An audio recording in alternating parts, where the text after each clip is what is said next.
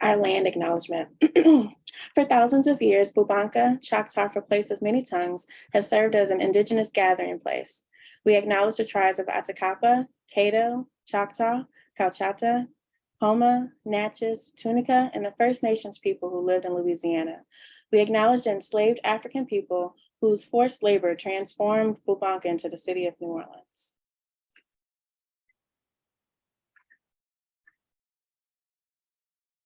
And today is also a National Day of Prayer, and it would be unfitting for me to start without a Black Catholic prayer. So I'm reading from Songs of Our Hearts and Meditations of Our Souls, Prayers for Black Catholics. It's edited by Cecilia Moore and Vanessa White and Paul Marshall. Today's prayer for proper use of talents. Lord, let me use the talents you have given me for your honor and your glory. Let me not get caught up in earthly travails. Give me the wisdom to prioritize life as you, Lord, would have it be. Let me always be aware that people are more important than things, and we should never use people in a negative way in order to acquire things. Lord, let me be supportive of people who want to make positive changes in their lives. Lord, give me the grace to direct those who are entrusted to me or who ask my help as they seek you. Lord, let me be your instrument. Let me always use the proper words, take the proper actions, and always give the proper example. For the blessings, I pray. Amen. Amen.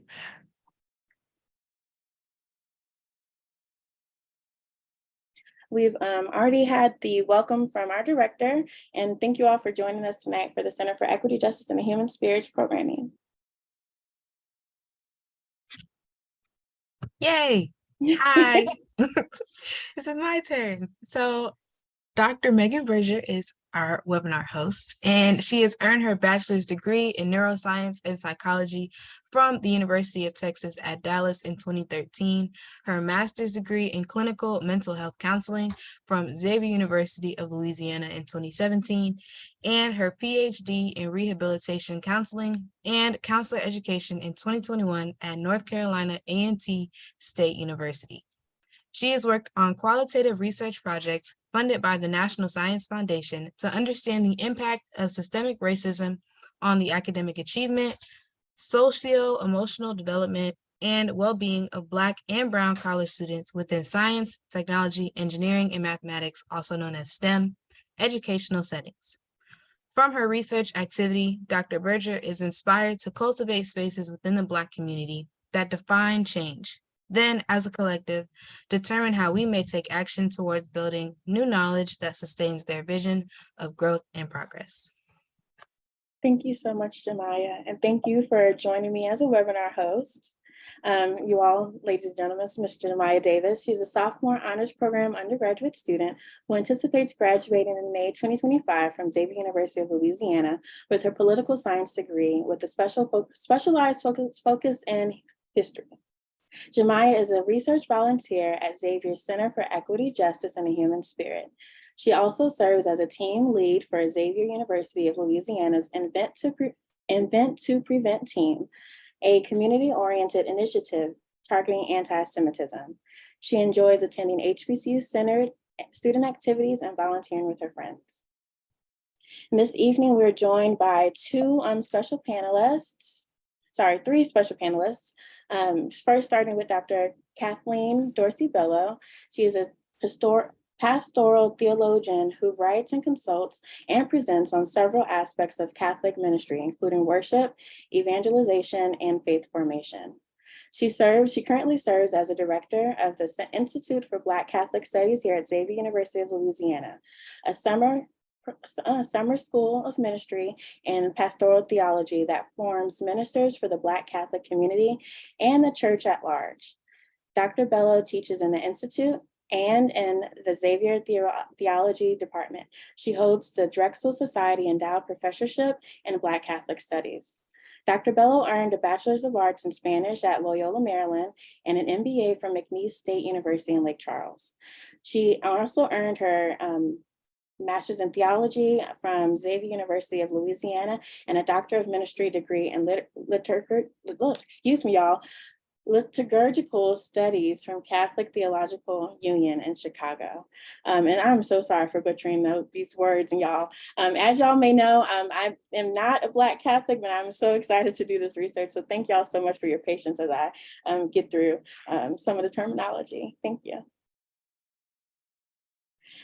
Ms. Morgan was not able to join us today. She is the Director of Diversity, Equity, and Inclusion Coordinator at Christian Brothers School. Ms. Pamela Rogers, a generous person will prosper. Whoever refreshes others will be refreshed. Ms. Pamela Rogers is a dedicated and gifted and compelling servant leader. From an early age, she has shared her gifts and talents with others, always striving to inspire and instill the will and desire in others to always pay it forward. Ms. Pamela Rogers is the first lay president of St. Mary's Academy. She has a bachelor's degree from Xavier University of Louisiana and a master's degree from Louisiana State University.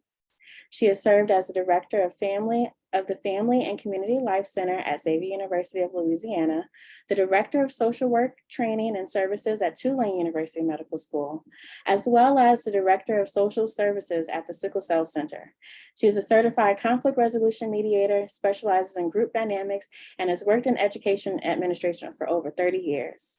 Ms. Rogers is a community servant. She is a past chair and serves on the advisory board of Unity for the homeless of the greater New Orleans area. She has been active in securing supportive housing for those citizens with disabilities and homeless families. In addition, she has served on the Slidell Civil Service Board for the past 20 years, holding positions as both chair and vice chair. It is her belief that all employees must be treated in a fair and equitable manner. She has served as the chair of United Way, Community Resources Division, and a recipient of their highest award for exemplary service, the Charles Keller Award. In addition, Ms. Rogers has served on numerous boards and committees to enhance the lives of citizens of Louisiana and the United States. Ms. Rogers is a past Southwest Regional Director of Delta Sigma Theta Sorority Incorporated and has served in numerous regional and national roles. She has served numerous organizations, including the Medical Center of Louisiana Community Advisory Board, Jewish Family Services, the University of Alabama Pulmonary Board, and the National Community Violence Prevention Board, to name a few. She has received awards from the states of Louisiana, Texas, and Arkansas, and 16 keys to the city. Ms. Rogers is a firm supporter of the Catholic education and was educated in the Catholic schools of Miami, Florida. She is a member of St. Margaret Mary Church.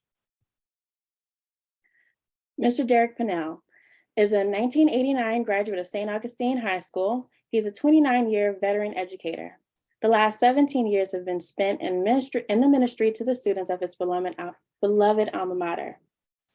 In 1994, Mr. Pennell earned his undergraduate degree from Southern University A&M at Baton Rouge with a Bachelor's of Arts in Mass Communication Broadcast Journalism.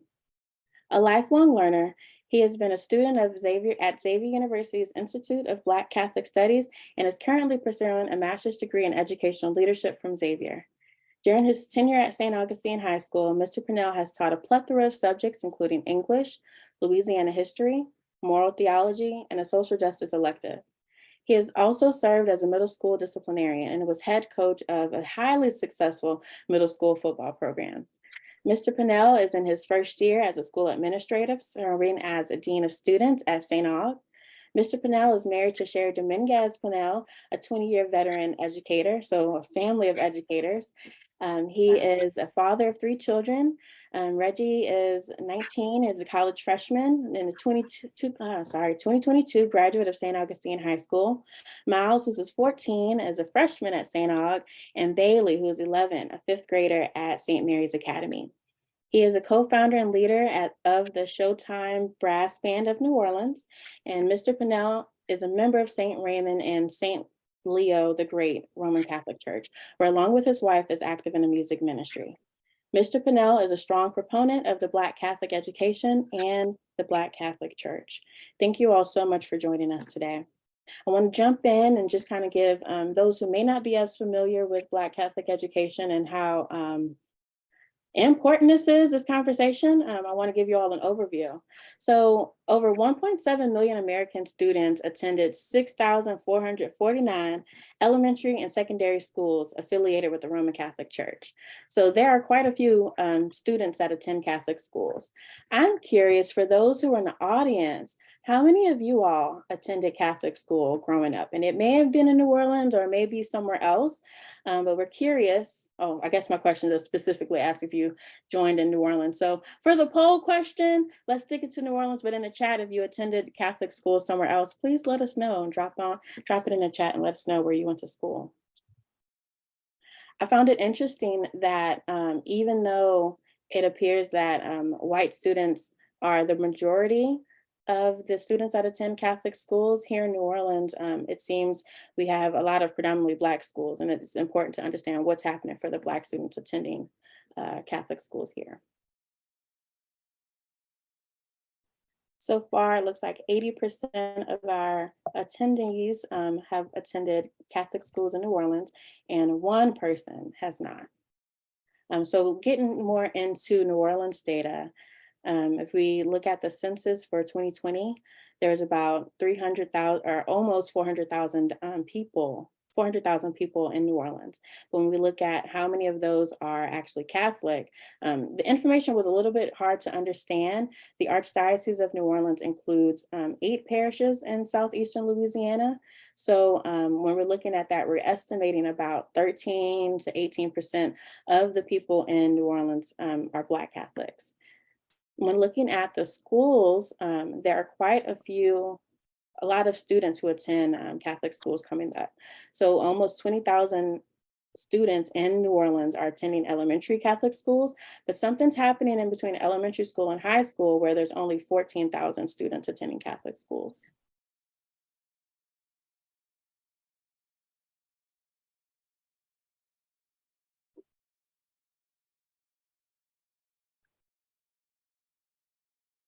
And so this semester, Jemiah, we've been working together. Background information, like I stated before, I am not Catholic and I can't come in doing research about a group of people without first having conversations with the community and doing my own reading and understanding what's happening. Jemiah, did you want to give a brief blurb about what you learned with your poster? Sure, I'll make it pretty quick, but it's been really great being able to be a research volunteer, especially under Dr. Berger. We've done a lot of research. We've learned so much about New Orleans in the context of Catholic education, specifically for Black students, and being able to present at the Festival of Scholars was definitely one of the highlights of my semester. So I'm happy to be here. Wonderful. And so this concludes the data piece of what we wanted to show you all. Oh, hello, Crystal, you were able to join us. Hi, and want to introduce our other panelist, Crystal Morgan. Would you like to share a bit about yourself, Crystal? I'm sorry, Ms. Morgan. Sure. Just briefly, hi, everybody. Good evening. I am the Equity Inclusion Director at Christian Brothers School, and I've been there for 6 years now. I did attend Catholic school growing up at Resurrection of Our Lord School from kindergarten all the way through 8th grade. Then at high school is where I switched gears. I went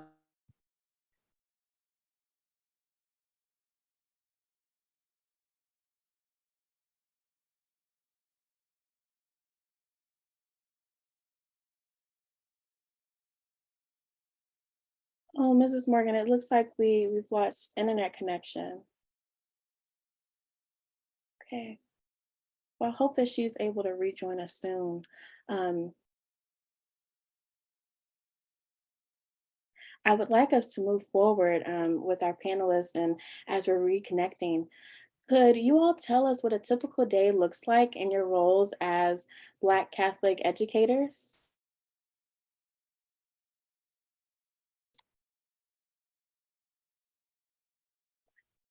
Well, if I may start. Mhm. My day begins at 6:45 a.m. I'm walking the schoolyard, monitoring students who have already reported to school. I often engage the students in polite conversation. I make my way to the entrance gate of the yard to greet students as they enter the schoolyard. Um, Along with the coaches who are on duty, we inspect uniforms, which includes the tie, the belt, and other parts of our uniform.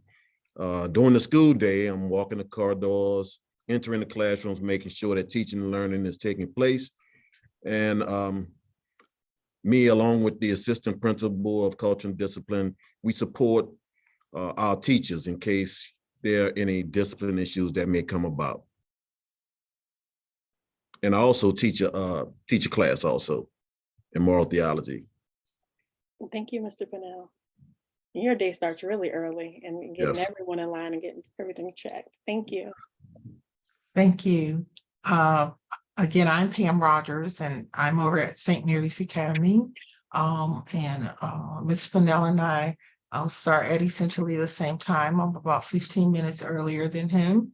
Oh. And our first student really arrives here at right around 6:30.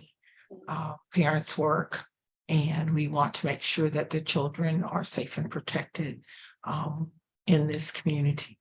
So initially, it's meeting and greeting students in the morning. We have one central drop-off location.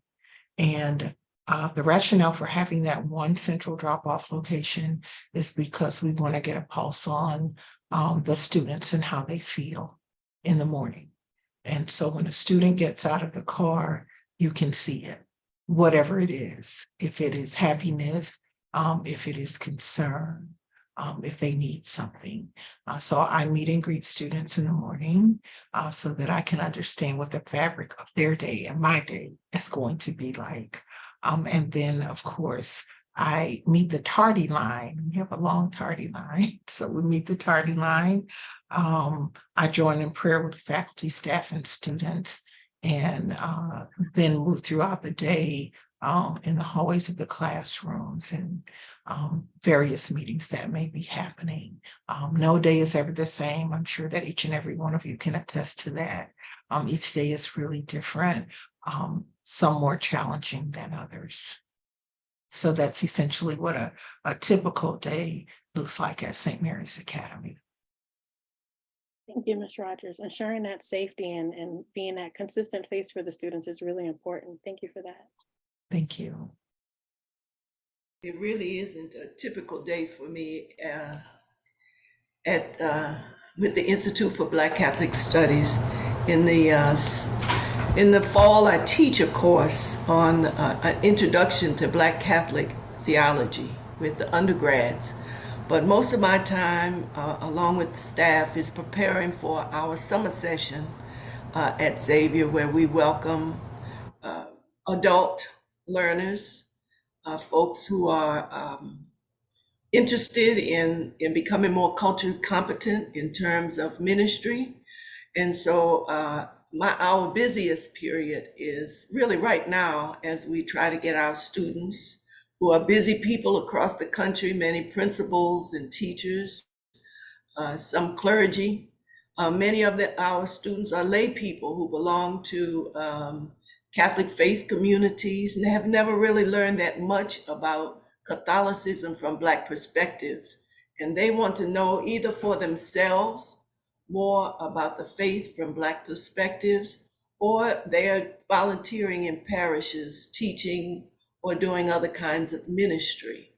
And so we have a very dedicated faculty, we do have a very dedicated faculty. Our professors and instructors come from schools across the country. Our semester is 3 weeks long. We take a whole semester of graduate study and scrunch it into 3 weeks, because many of our students really cannot afford to be away from their schools, their ministry, their families longer than that. And 3 weeks is a sacrifice. But we gather on campus. It's an immersion program, so we live together, we eat together, we study, pray, work together, do a little African dance and drumming in the evenings. together to explore God's gift of Blackness, much of which people have not learned about as we've grown up, either in the Catholic school or the public school situation. So yeah, we don't have a typical day, but we're very happy to be of support to those who are in Catholic schools across the country. Mhm. Thank you for that. It seems like as our principals are the face and greeting our students as they're coming in, you are also the support. So support needs support. Thank you.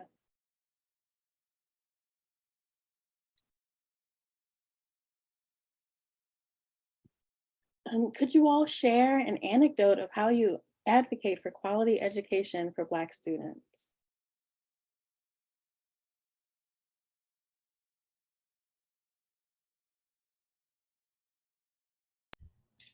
I could talk again. Mhm. I teach in the fall that introduction to Black Catholic theology. Many of our students at Xavier are not Catholic, but they've chosen to come to a Catholic university.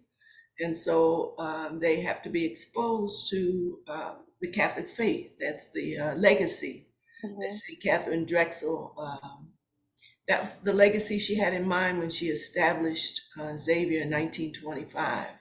So I teach Catholic theology from a Black perspective. And I find that many of our students have not really been exposed to Black history, to Black theology, to Black culture. And so I bring the two together so that students really, you're at a HBCU, you cannot leave a HBCU and not understand the gifts of Black culture. We know the struggles, but we also don't live just in struggle. We work so that students really understand and appreciate that they are created by God, particularly in Black body, that it's not a mistake, that God has a specific purpose for them. And then there are much in the Catholic faith that is of use to undergrad college students. So bringing the two together is really helping students, one, to learn more about themselves as Black creations of God, Black brothers and sisters, our Black potential in our community, and to learn something new about what the Catholic faith has to offer to the world. Thank you, Dr. Bella. And at St. Mary's, we really teach educational excellence. We teach them that they can do anything that their hands undertake. We say to them that we offer a quality education, and our goal is for them to take part in it, to do their best. And when they are in this space and any space, that they will be comfortable. So, you asked for an anecdote, so I will share one with you. We had a student here at St. Mary's in 10th grade. She said that she had no interest whatsoever in attending college, and she would not be attending college. She came into my office to make that statement so that I would know what her intention was. And if we would please stop pushing the envelope, essentially. And so I said, well, okay, so what will you do? What are you going to do? She said she'd stay home with her parents. And I said, forever, is it? Will it be forever? And she said, well, they'll have me. And I said, so how will you help them? What are you going to be able to do, to help your family and really to help yourself and to prosper? So she said, well, I'm not really interested in prospering right now, so it's okay. I said, all right, well, we'll see. We'll keep talking about this. So we have college tours here at St. Mary's Academy, and She said she was not interested in going because she would not be going to college. So I said, okay, well, let me just call your mom and tell her that you're going on a college tour. She said, I'm not going. I said, you're going. So I called her mother and I said, okay, she's going on college tour. Will you be able to pay that fee? And she said, oh, yes. And the student looked at me like, well, what are you talking about? I'm not going. So she went. And the final outcome of it is that she did go on college tour, became very interested in attending a quality school. She received her bachelor's degree from Mississippi Valley. She went on a full scholarship, and she now has a master's degree and has recently returned to us to continue to share the vision with others who feel like she felt in 10th grade. So she, it was just funny that you would ask that question because she came in here today and I said, I'm going to talk about you today.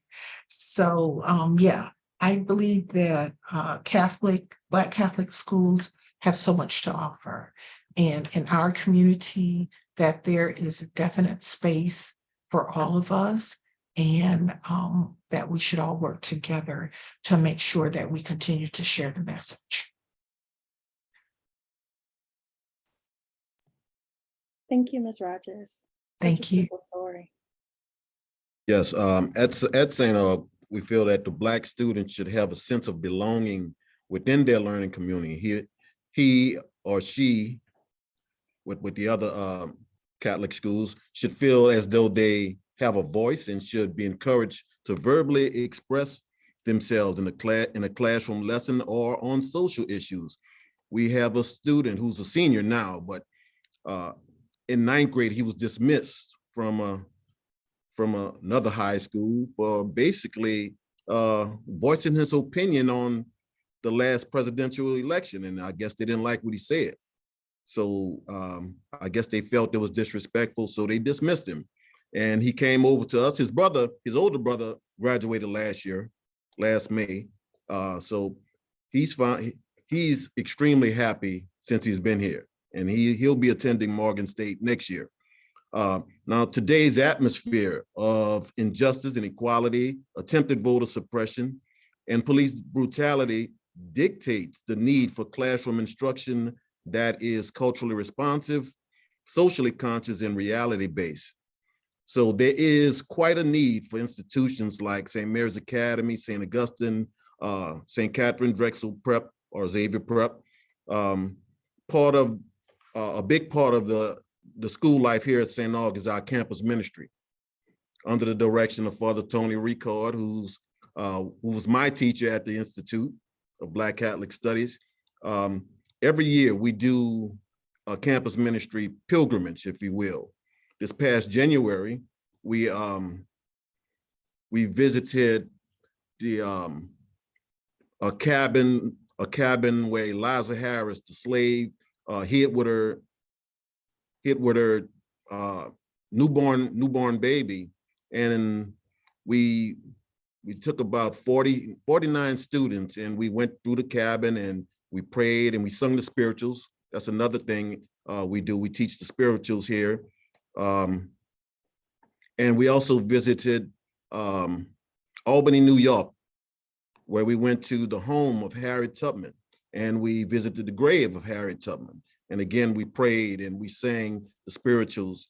So campus ministry plays a big part of the school life here at St. Aug. And again, back to the culturally responsive instruction, I'm going to really be pushing for that in the 2023-24 academic year.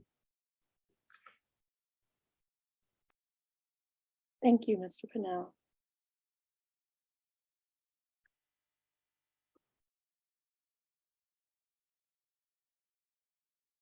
Ms. Morgan, did you hear our question? Were you able to share an anecdote of how you advocate for quality education for Black students? Can you hear me first? I'll just want to make sure. I think so, yes, I can hear you. Okay, Okay, perfect. yes, Yeah, I great. apologize about the technical difficulties, but Christian Brothers School is a predominantly white school, and we have about 13% minority there. And so I bring my Black Catholic self to that school. I'm a member of St. Raymond St. Leo Parish, and I bring our music, our songbooks. I give that to our music teachers to introduce this to our children. I every year put on a Black History Month program, trying to build cultural competency in these students so that that they appreciate people's differences and uniqueness. It can be very tiring because a lot of times I am, hitting a brick wall sometimes in some of the ideas that I have that I'd like to push forward. I started a social justice committee amongst our faculty and our administration and some of our parents so that we can talk about issues. And Dr. Berger has sat on that committee with us to talk about issues that are important that's going on outside the four walls of our school that impact our Black and brown children. So I am there as a resource for them when disciplining students with, unfortunate situations where maybe comments were made that were of a racist tone. I am able to step in and really explain to the kids, the hurt and the backstory on all of that. School only goes to 7th grade. So we're talking about really young kids who are learning this behavior. We know that this is not, from birth that we learn this information. It is learned, through friends and family and parents. And so it comes to a stop once it reaches my office. So I do my best with trying to recruit African Americans and people of color to our schools so that the more interaction that they have with people of color, the more that they see we're more alike than we are different. I've done a Black Catholic Mass for the children I was a part of the liturgical dance ministry at St. Raymond St. Leo. So I brought in some dancers, and Devin Bukri came and was the director of music for that day. And it was beautiful, or, enjoying themselves and understanding that there are very many different ways of celebrating our Mass as Catholics. I would show them videos of the boys at St. Aug with Mr. Bukri having a wonderful, fulfilling time in their chapel. And I would show them some of the Vietnamese community and the Korean community and the Hispanic community. So the more exposure that I can give them, the better. I'm in each level, each classroom, teaching the U.S. the bishop's curriculum on racism. So that goes from pre-K through 7th grade. So it's a lot of work that goes on, but I see some impact that's happening.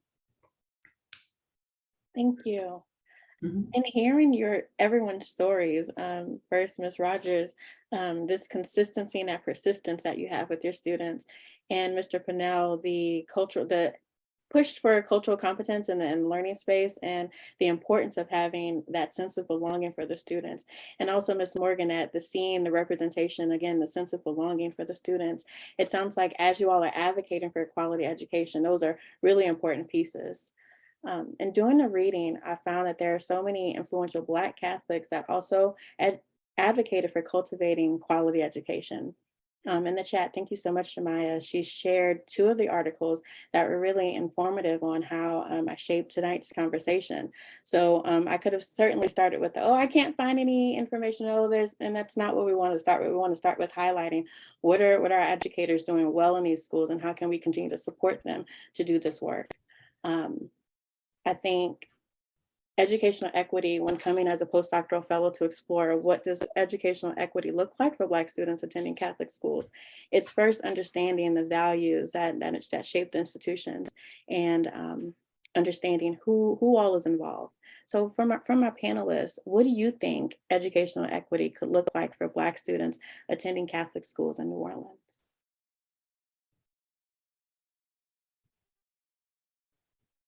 Well, first and foremost, Students must be in an environment where they feel loved, respected, valued, appreciated, and celebrated, as opposed to simply tolerated. And Mhm. I can tell you what I mean when I say that. Our children should never feel subjugated or marginalized. The adults and powers that be must recognize and acknowledge that students, particularly Black students, have differences and needs based on their family dynamics, social and economic status, and other disadvantages. There must be an effort to meet those needs.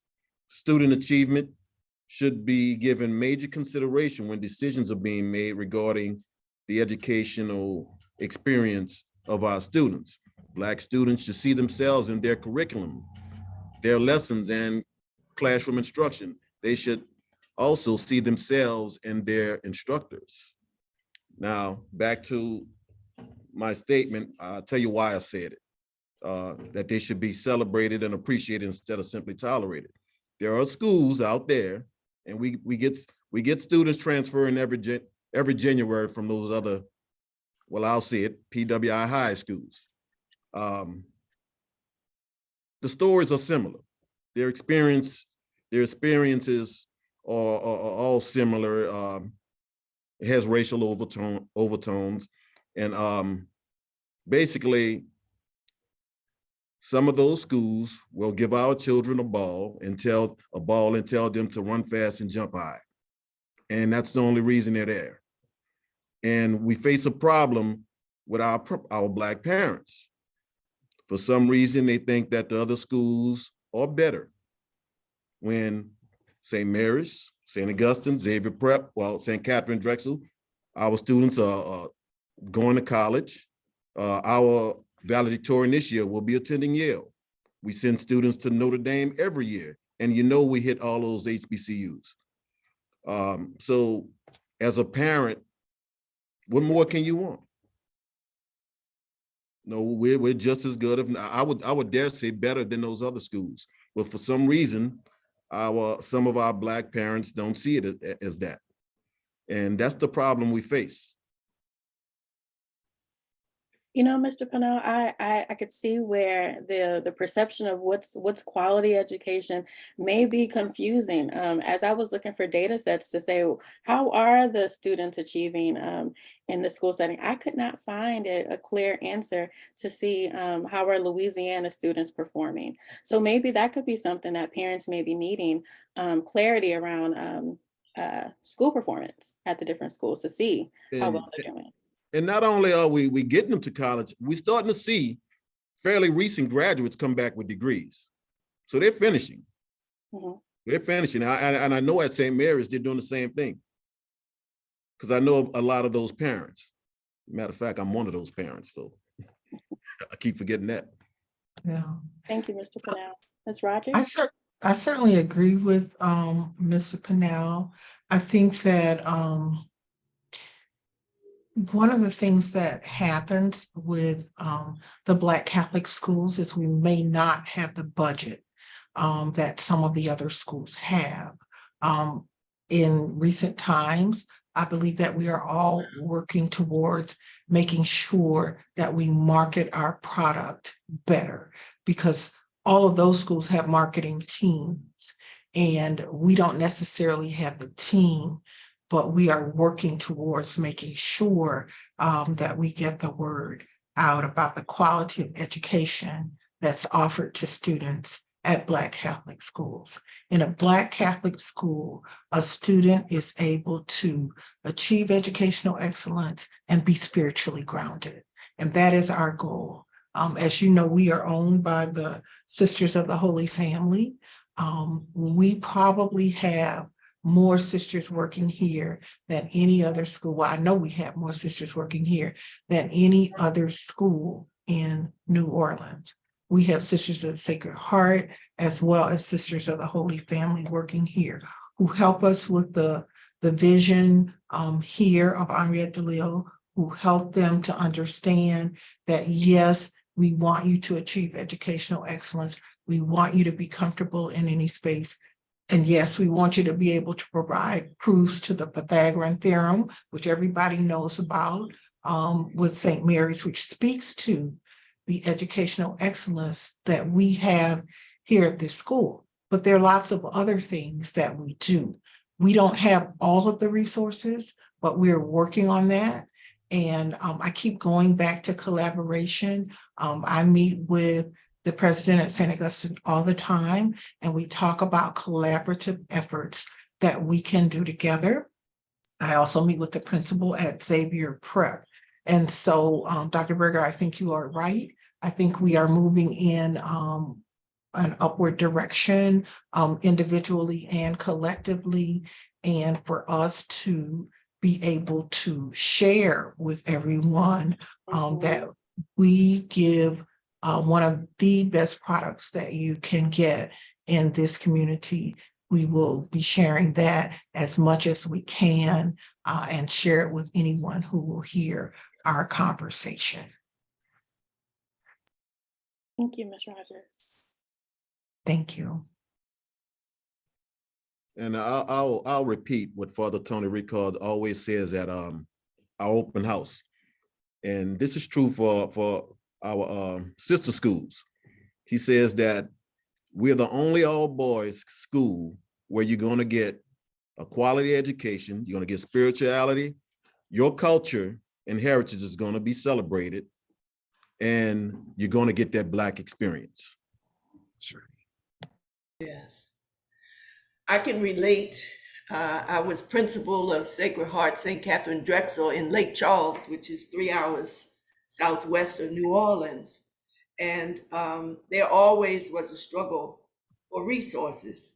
But one resource that was always there was the faith community, as well as our faculty, who always give above and beyond, so that although our schools may not listen like everyone and have the most up-to-date materials, what we were able to do with our parents and with our faculty and with our students was to introduce them to the world, to understand that their gifts are particular gifts. They are not appreciated in the world at large.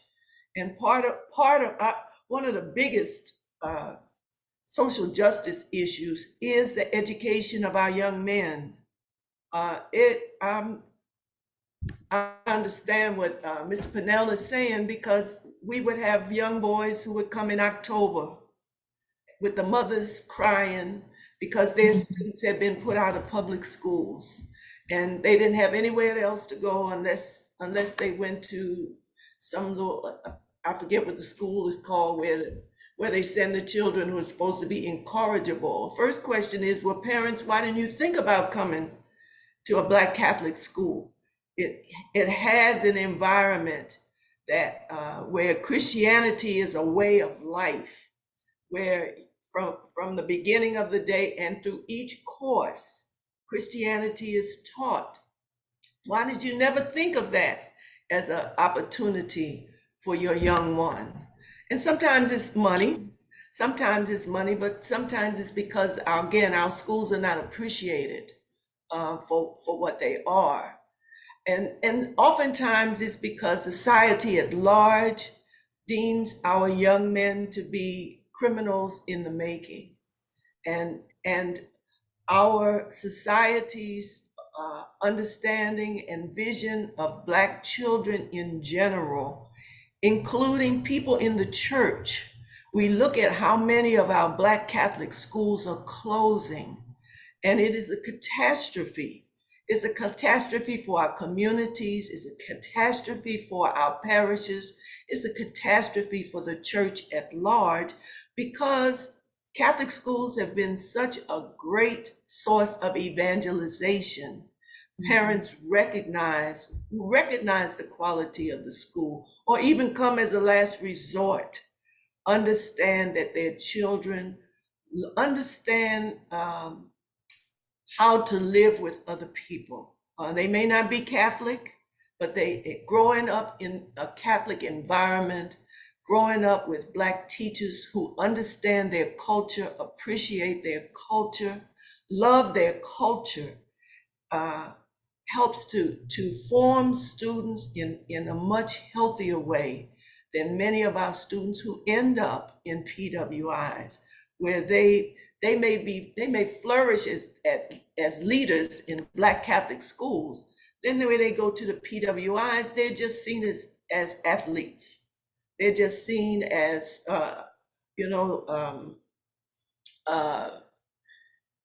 mostly athletes, not appreciated for their academic talents, not appreciated for their leadership skills. And so it is imperative for the church at large that the Black Catholic community help our leadership to appreciate the gift of Black Catholic education. Education has always been a path of freedom for Black people. And when we look at the history of Black Catholic schools here in New Orleans and across the country in many, many places, they've made the difference in the growth and the thriving of Black community. And without Black Catholic schools, our people are really struggling to raise our children to do well and to function as fully human, dignified citizens of the world. Thank you, Dr. Bello. And hearing your understanding of what educational equity needs to be for Black students, I'm hearing again it's the sense of belonging that's uniquely found at predominantly Black Catholic schools. And Mrs. Morgan, I'm hearing that as you've created the Social Justice Committee, it's an intentionality to bring in the sense of belonging in a space where it may not be there. Thank you all so much. I'm curious. Oh, we do have questions. I'm wondering if any of our audience members have a question for the panel. We have maybe time for 1 or 2 questions.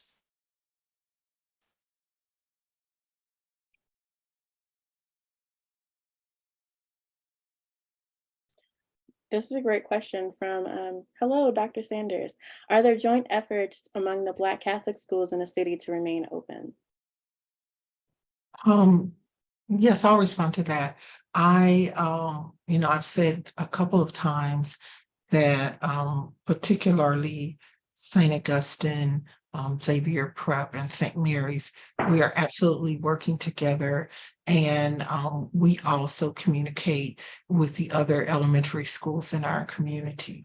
So I think that we all realize that there is strength in collaboration and that those efforts will allow us to remain open. So yes, there are joint efforts and we are strengthening those efforts. We're working at the Institute with Dr. Raynell Houston, who is the superintendent of Catholic schools for New Orleans. New Orleans is so blessed to have Black leadership in the Catholic schools office to develop. Many of our Black schools are closing at the elementary level. Our children are ending up in PWIs. And so we are going to be working this summer with a pilot program to help form white teachers who have never been exposed to Black children so that they can come to understand the importance of culture and the importance of cultural competence when they're teaching Black students and teaching across the board with other students as well. So we really are working with the Archdiocese to try to put this in place, thinking that it will help the decision-making across the board about the importance of paying attention and respecting cultural diversity as a gift more than as a challenge, a problem to be handled.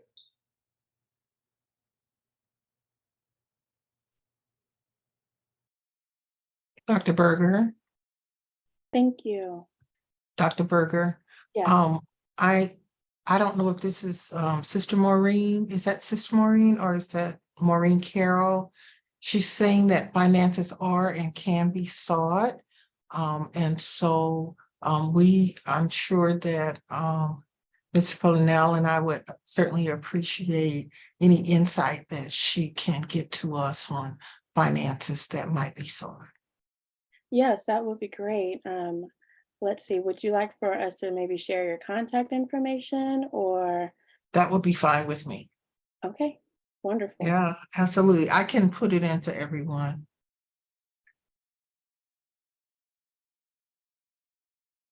Thank you all so much for joining and speaking. Do we have any other questions while we get the contact information and put it in the chat?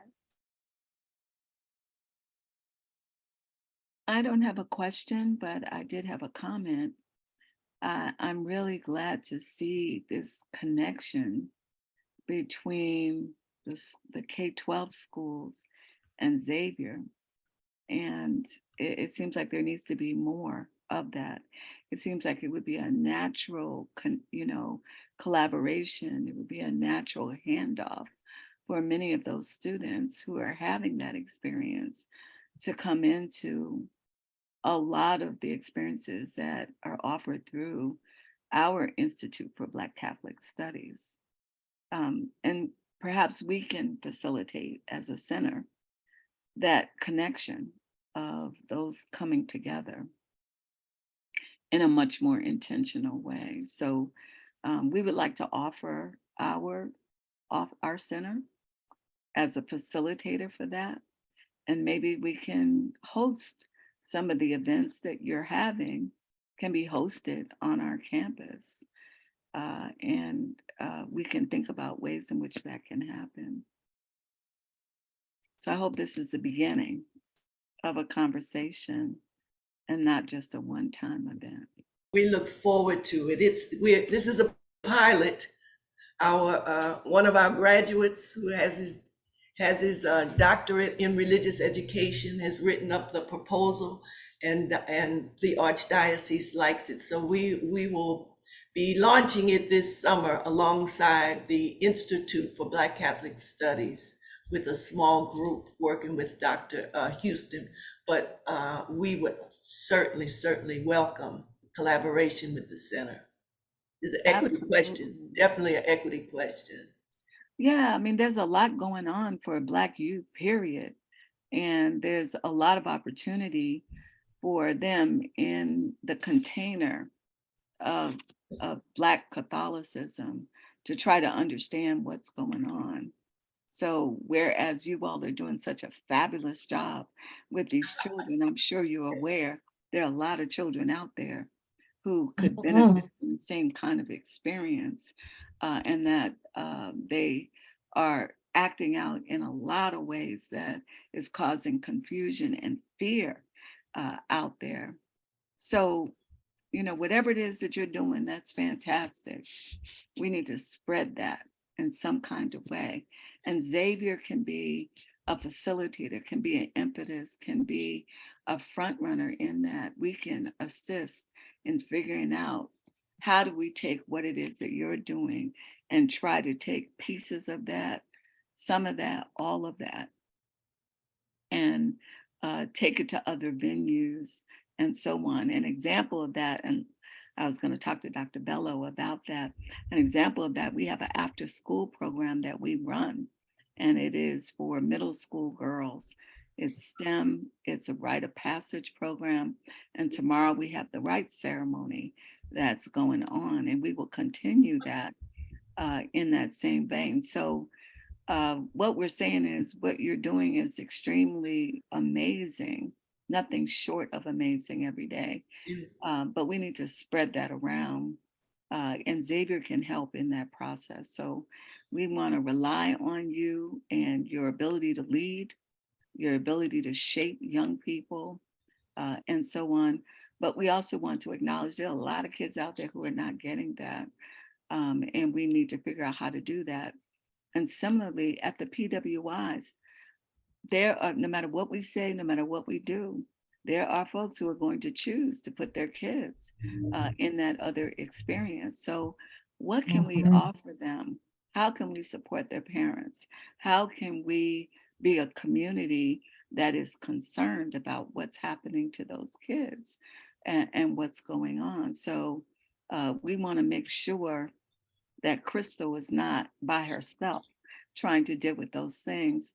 I know, having taught at PWIs, that it makes a whole difference when you're standing there and they know that you have people behind you than it is when you're Mhm. standing by yourself. Yes, and So I want to say thank you to Xavier University for entrusting their interns to Yes. me, because at least I'm having some Black and brown faces on campus if they're not going to hire Black and brown people to be in those classrooms to teach those Yes. children, so that they can see the excellence that we do bring. exactly, exactly. So let's operate as a community and come together in this process and see what else we can do. What else can we do in this process? And who knows, we can find money for you. And maybe you all can help us to make that connection between the K-12 experience and the secondary, post-secondary school experience with us. One more thing, a few years ago, the Archbishop required that all religion and theology teachers throughout the Archdiocese go through the Archdiocese program for certification. Well, I would like there to be a push, Dr. Bellows, for theology and religion teachers to go through the Institute for certification. Because my time there, I absolutely loved it.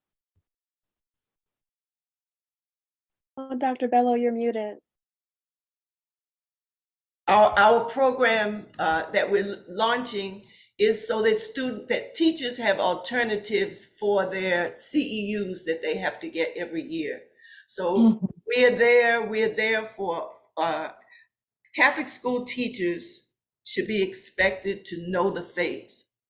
And the Institute is there. We have, everybody does not want to get a master's of theology, but we have a continuing ed program where people can come for a week, and we offer more practical and pastoral formation for everyone in the community, from people in the pew. We have PhDs who don't need another degree. They want to know more about their faith.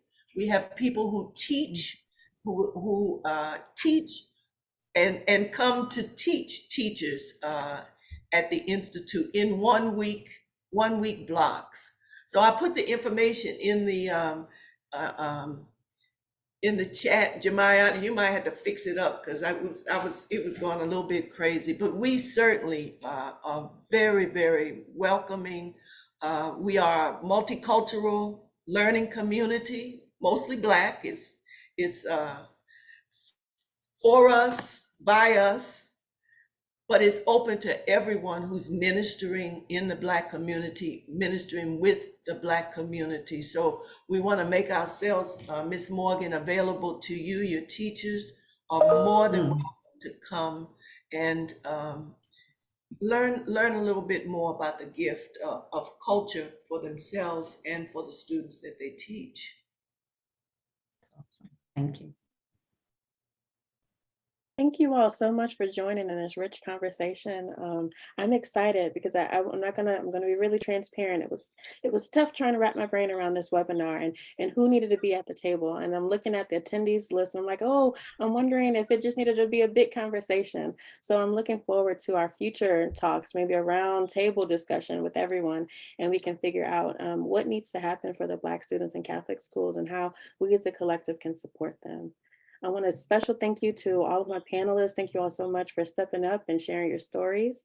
I'm looking forward to speaking with you all in the near future. All right. Thank Thank you you. so much. Thank you. Right, Thank thank you. you. Thank you to our attendees for coming and joining us for this conversation. We look forward to connecting with you all in the future. Right. Have a good evening, everyone. Good Good night. evening. Thank you. Everybody.